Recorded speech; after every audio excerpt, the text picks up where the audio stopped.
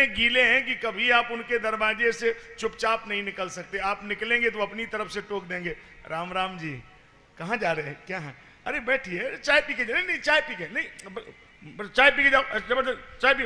10-5 आदमी को घेर के चाय पिलाएंगे, पता नहीं क्या उनके मन में है।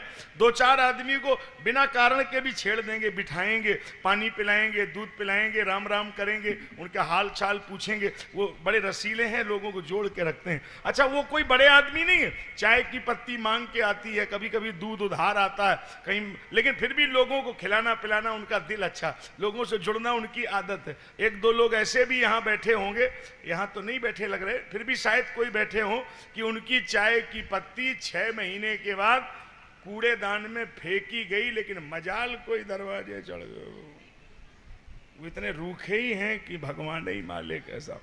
उनको तो तुम अपनी तरफ से भी अगर कभी बोलोगे भैया राम राम, तो वो राम राम नहीं लेंगे, बल्कि ऐसे और करेंगे, हमसे कह रहे हो, हमसे, हम पता नहीं हम है कि बम है, ये काहे का हम है समझ में नहीं आ रहा।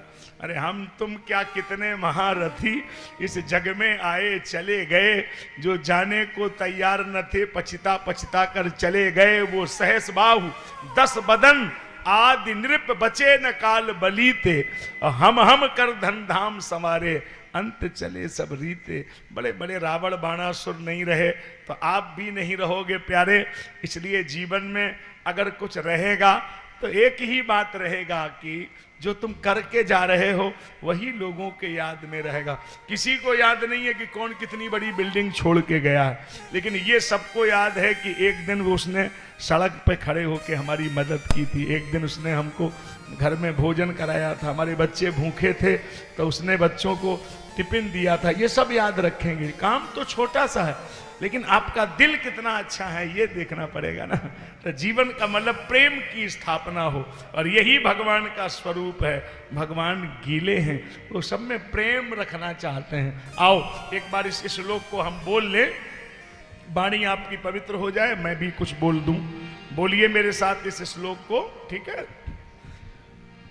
सच्चिदानंद रूपाय, सच्चिदानंद रूपाय, विश्वोत्पत्त्यादि हेतवे, विश्वोत्पत्त्यादि हेतवे, तापत्रय विनाशाय, तापत्रय विनाशाय, श्री कृष्णाय वयं नुमः, श्री कृष्णाय वयं नुमः। ये पहला श्लोक है भागवत जी का, महात्मा का। कैसे हैं भगवान, इसमें ये बताया गया भगवान कैसे हैं। सद चिद आनंद, बिल्कुल तुम्हारे ही जैसे हैं। क्या इसमें ज्यादा बहस नहीं करना है, इतना टाइम नहीं है। अगर आपसे कोई पूछने लगे भगवान कैसे हैं तो आप क्या जवाब दोगे? आप तो यही बोलना कि मेरे ही जैसे हैं। क्यों? अगर वो मेरे जैसे नहीं होते तो उन्होंने ये क्यों कहा कि ईश्वर अंश जीव अविनाशी? उन्होंने ये क्यों कहा ममई वांसो जीव लोके जीव भूता सनातना? तो मेरे जैसे हैं ये समझ में तो नहीं आ रहा है, मेरे जैसे कैसे हो सकते हैं? अच्छा, पानी को अगर चम्मच में भरा जाए तो नाम पानी ही रहेगा, गिलास में भर लो तो भी पानी रहेगा, लोटे में हो तो भी पानी रहेगा, नदी में छोड़ दो तो भी पानी रहेगा।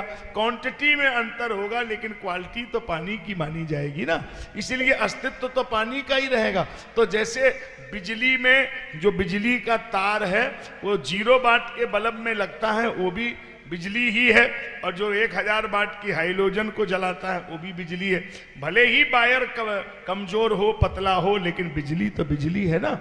इसी तरह इस जीवात्मा में वो सीमित अंश है और वो परमात्मा असीमित है। तो अंश आपका ही बिल्कुल आप जैसे ही है। अच्छा, आप जैसी तमाम चीजें हमें दिखाई भी दे रही हैं।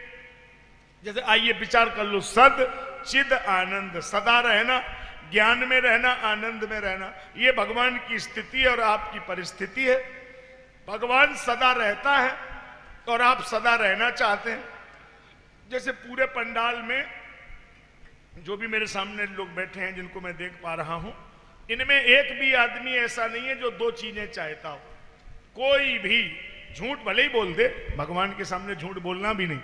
2 चीजें कोई नहीं चाहता है। मैं सबको देख रहा हूं इधर तो दोनों तरफ, क्या क्या नहीं चाहते? कोई आदमी बूढ़ा नहीं होना चाहता, कोई आदमी मरना नहीं चाहता।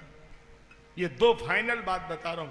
कई हमने बूढ़े लोगों को देखा कि वो बूढ़ा होना ही नहीं चाहते, जबरदस्ती ऊपर से कलर करके रख